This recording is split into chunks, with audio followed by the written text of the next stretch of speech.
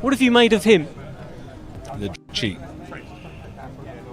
Early. Is Jake Paul natural? No. I can say that with pretty certain confidence in that statement, mainly because, as you heard me mention, I know a lot of the people he trains with and I have heard things. If I can test you randomly for performance enhancing the next 2 years, and I never got a response on that. Anthony Joshua has called out Jake Paul, hinting that Jake may not be fighting naturally and could be using PEDs. Joshua says he doesn't care how big or strong Jake tries to look because his own confidence never shakes. He explains that he's hungry, sharp, and completely ready for war. AJ believes his discipline, experience, and ring IQ will give him the clear advantage no matter what Jake brings to the table. Oh, Jake's small, so that makes me confident. Jake's this, so that makes me confident. I'm just focused on myself. I'm confident in myself. Jake could be 10 foot. I'm confident in myself. That's what I'm saying. It's not about how he is. I just really I've got a good team. I've been through ups and downs. I've stood the test of time. I'm passionate. I'm hungry. And I'm still here ready to fight my heart out. So I'm confident in that. Anthony, not only from the UK, but from... Jake Paul's growing confidence has raised eyebrows among veteran analysts.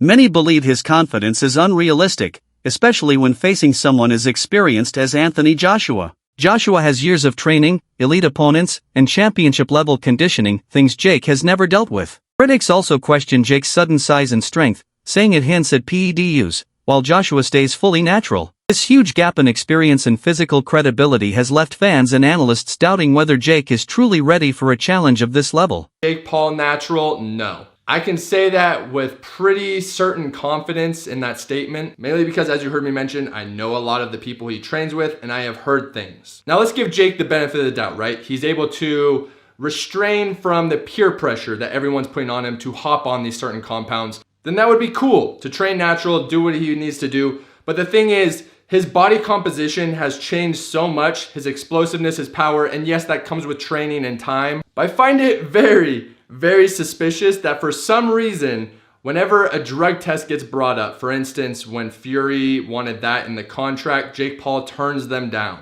So you should think to yourself, it's probably because he's not natural. Now I want to make it clear, I don't care whether Jake Paul is natural or not. There's so many people that aren't natural that are in combat sports. In fact, Tyron Woodley probably is also not natural. Everyone wants that little edge over their competition, and that's where drugs and anabolics come into play. There's certain compounds that are out there that just increase your explosiveness immensely, your recovery, so that you can stay in the same weight class, which is very important for combat sports, whether that's boxing, UFC, whatever type of combat sport you're doing. So that is why you guys have seen so much improvement from Jake Paul. Of course, he has a great circle around him, great trainers, great coaches, a great regimen, but definitely anabolics play a very fundamental role in that. They allow him to train as hard as he does. They allow him to increase his power and speed. And of course, when you think of those concepts, that's essentially the recipe. Deontay Wilder has added fuel to the fire by suggesting the fight's result could be influenced by the contract. He compares it to past spectacle fights where entertainment and business mattered more than pure competition. Wilder hints that whoever benefits most from the deal may end up winning, raising questions about how genuine the outcome will be. His comments have sparked even more debate as fans wonder if Paul's rapid rise is driven by promotion rather than skill. Asked Deontay Wilder, who does he think will win the fight? And he said, whatever's in the contract for the person to win, that's who will win. And let me counterpunch. What Wilder is saying is what a lot of people are fearing, right? You know, the Jake Paul FDA that, hey, he has to win each and every fight has been one of those things that has been lingering around in the boxing world, as we've seen about Mike Tyson, and Mike Tyson seeing him pulling punches or appeared to be pulling punches and not really trying to fight Jake Paul. And I reminded people that it was an exhibition. And despite how it was billed and what Mike promised to do, I think none of those guys were just trying to hurt each other. You know, I think Jake Paul was actually just trying to, just share the ring with a legend.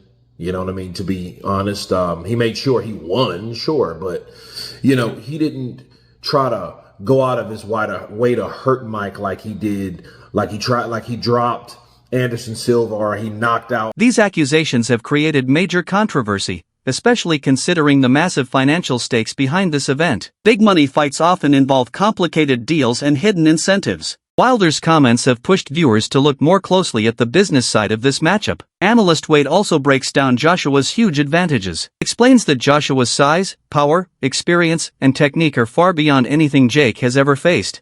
Even though AJ is considered older now, his conditioning, confidence, and fight IQ remain elite. Wade believes Jake may have rushed into this challenge without fully understanding the toughness and intelligence of a seasoned heavyweight like Joshua. If, again, in some world that actually happened, boxing in the UK has to die if that happens. Boxing as a whole has to take a look in the mirror if Jake walks out and knocks out Anthony Joshua in the first round. This is why I said AJ has the most pressure maybe on any boxer ever with this fight, because it's not for a world title, but it's essentially for the legitimacy of the sport. Like, without saying it, not because Jake doesn't have actual legitimate, boxing match, nothing like that, but because Jake shouldn't be in a ring with Anthony Joshua ever in his career. From when he started to what he is right now, Jake has not shown the skill, the ability yet to be in a ring with any former champion that's still in the game at heavyweight. So he's able to not only go in there, I said survive more than 3 rounds, but knock AJ out, dude, the sport will have to drop a nuclear bomb on the sport, all of it.